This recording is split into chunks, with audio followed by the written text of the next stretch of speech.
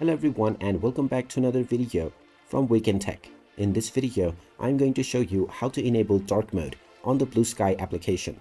So let's get started right away. First of all, open up the Bluesky application on your device. And once you open it up, if you haven't logged into your account already, proceed forward with your email address or your username and your password.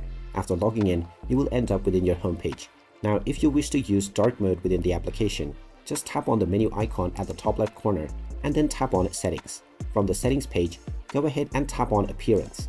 And now you will be able to choose your color mode from light or dark, and you may also choose the dim or the completely dark theme within dark mode.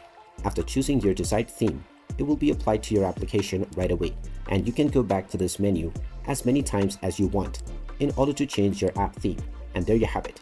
That is how easy it is to enable dark mode on the Bluesky application. If you find this video helpful, make sure you hit that like button and subscribe to our channel if you haven't done so already. Also ring that notification bell to never miss another update from us. Thank you for watching, and I will see you again in the next video.